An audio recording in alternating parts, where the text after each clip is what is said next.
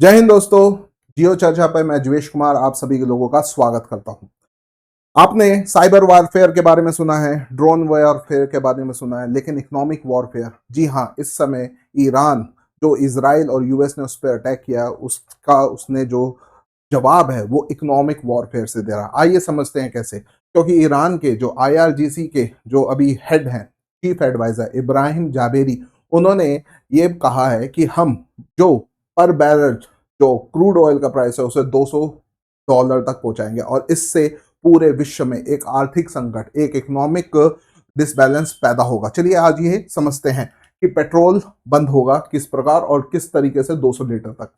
ध्यान रखिएगा, जितने भी मिडिल ईस्ट देश हैं, ओके, खाड़ी के जो जितने भी देश है, चाहे वो आपका ओमान हो, यहाँ पर सऊदी अरेबिया हो, यूएई हो, आपका ये सभी आपका जो तेल है, इनका जो तेल एशिया या यूरोप तक जाता है वो इस स्ट्रेट ऑफ हॉर्मुज से होकर जाता है। ये बहुत ही संकरा या एक तरीके से नैरो पैसेज है।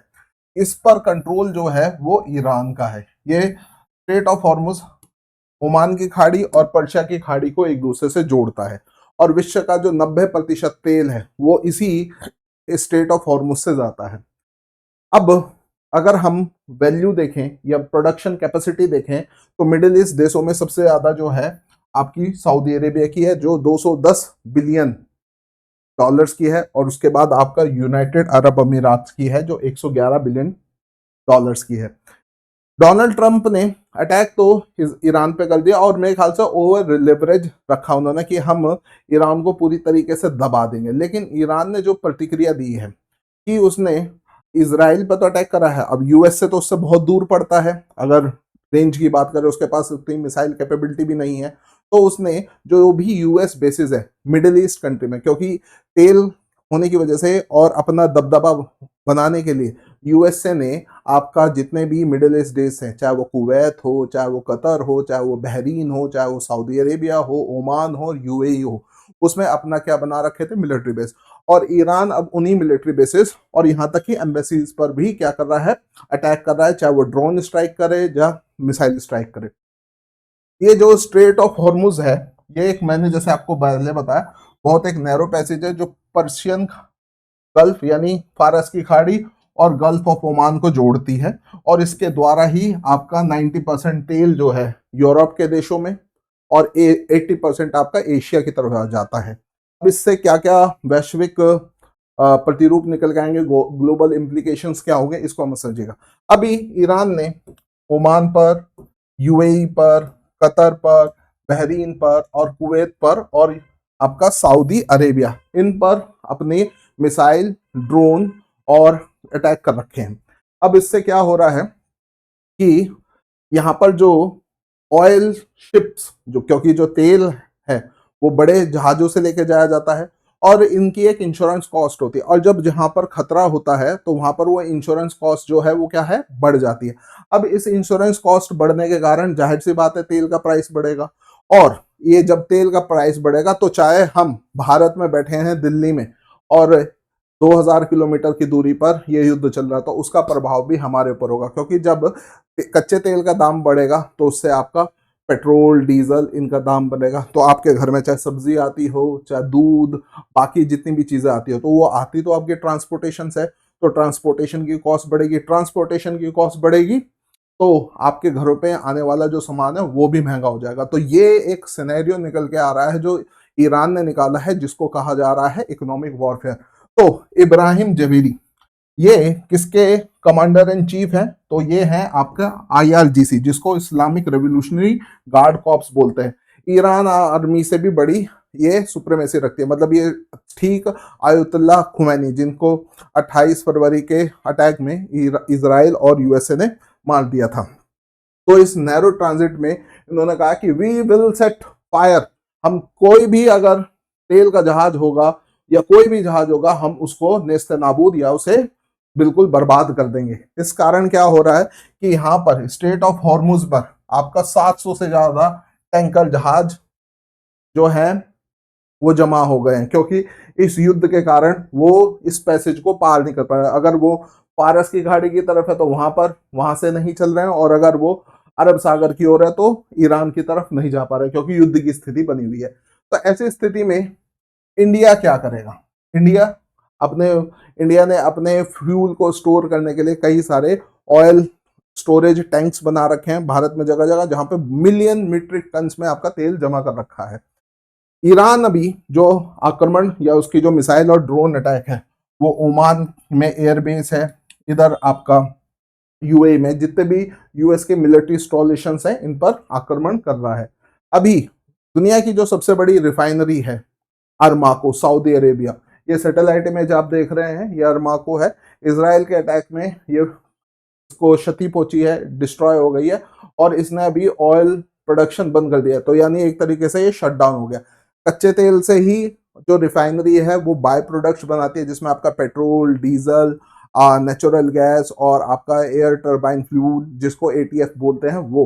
तो ध्यान रखिएगा आपका कच्चे तेल की वजह से आपका कितना प्रभाव पड़ेगा। एटीएफ महंगा होगा तो यातायात यानी एयर ट्रैफिक, आपका जो वायुयान यानी एरोप्लेन से ट्रैवल करने की कॉस्ट बढ़ेगी। डीजल महंगा होगा तो आपके जो भारी जो आपके व्हीकल्स होते हैं जैसे ट्रक्स होते हैं उनकी कॉस्ट बढ़ेगी, ट्रांसपोर्टेशन उनकी कॉस्ट बढ़ेगी, तो वो जो गुड्स वस्तु कैरी कर रहे हैं उनकी कॉस्ट बढ़ेगी और इससे फिर आपकी जेब पे भार आएगा और इससे क्या होगा, एक इकोनॉमिक क्राइसिस पैदा होगा।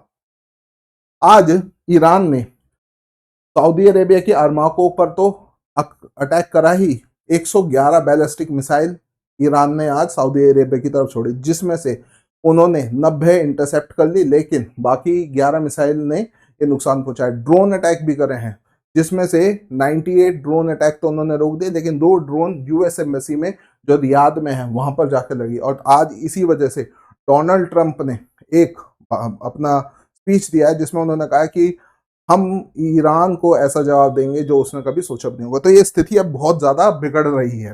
साथ ही साथ इब्राहिम जबेदी ने यह भी कहा है कि ना केवल जो तेल के जहाज हैं उनको हम नुकसान पहुंचाएंगे, बल्कि जितनी भी ऑयल पाइपलाइन है, चाहे वो आपका क्या कहते हैं अर्थ सरफेस पे हो, पृथ्वी की सतह पे हो या पानी के नीचे हो, इनको भी हम नुकसान पहुंचाएंगे, इनको भी हम तबाह करेंगे, डिस्ट्रॉय करेंगे, ताकि पूरी तरीके से मिडल ईस्ट से जो भी कुल तेल का उत्पादन होता है या ट्रांसपोर्टेशन होता है वो पूरी तरीके से रुक जाए और पूरे विश्व में तेल के दाम एकदम से बढ़ जाए, जिससे वैश्विक तौर पर इन्फ्लेशन यानी महंगाई बढ़ जाए। तो रिफाइनरीज जो होती हैं वो क्या है, कच्चा तेल निकाला जाता है, रिफाइनरीज उनको रिफाइन करती है पेट्रोल डीजल और फिर वो इन तेल के जहाजों से बाकी देशों तक जाता है।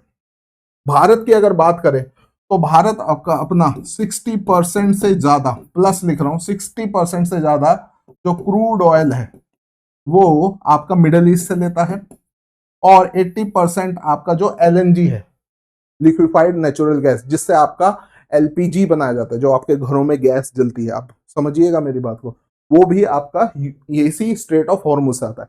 अब अगर ये जब यहां पर बंद हो गया तो कच्चे तेल के दाम बढ़ेंगे, तो आपके खाने का सामान महंगा होगा, रोजमर्रा की चीजें महंगा होंगी, और जब गैस के दाम बढ़ेंगे तो खाना पकाना भी आपका महंगा हो जाएगा, चाहे वो होटल इंडस्ट्री हो, चाहे वो आपका घर की ही बात क्यों ना हो।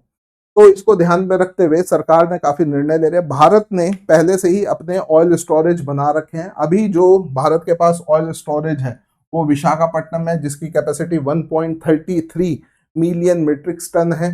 फिर मैंगलोर में 1.5 मिलियन मीट्रिक टन है और आपका पदूर कर्नाटका में, और अपकमिंग अभी ये बना रहे हैं।